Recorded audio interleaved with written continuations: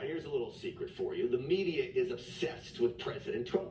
They hate him, but he's a ratings bonanza. Day after day, all they do is fixate on the president's every move. And crazy Nancy Pelosi is no exception.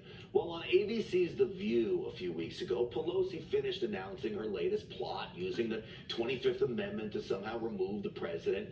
And she had a slip of the tongue that raises some questions. Listen.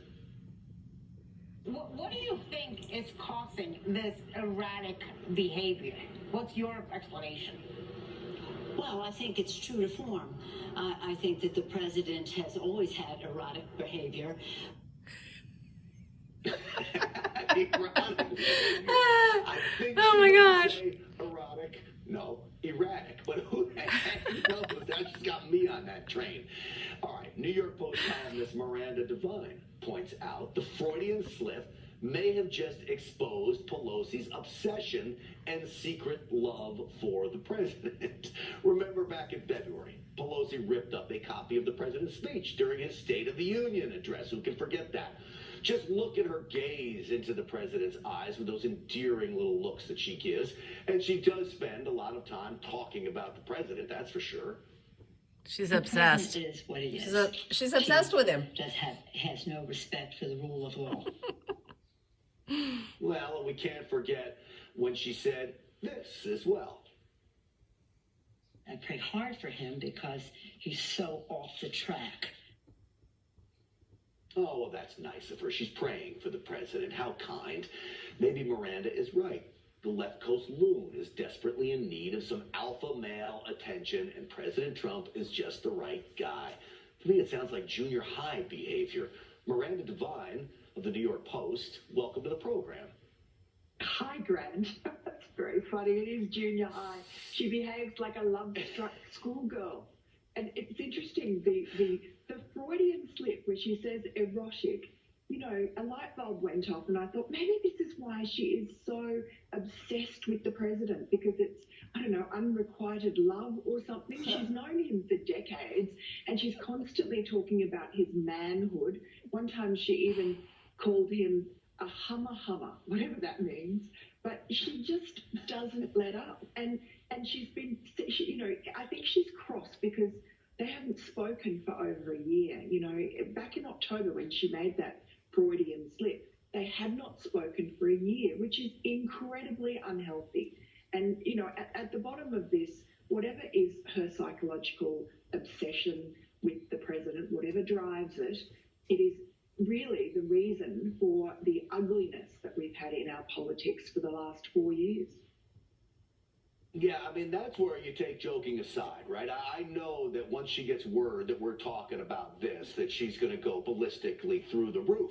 And there is a funny side to it, and I think there may actually be some truth to it too, Miranda. But the other side to this is just how evil she can actually be, and I don't care what drives it, but she is just cruel and relentless when it comes to her criticisms.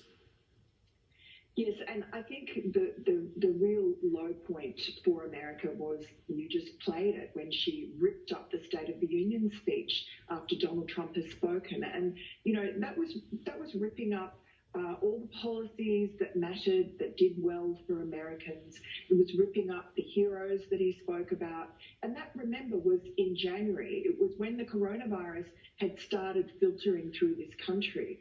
And she just completed this time-wasting, destructive impeachment process.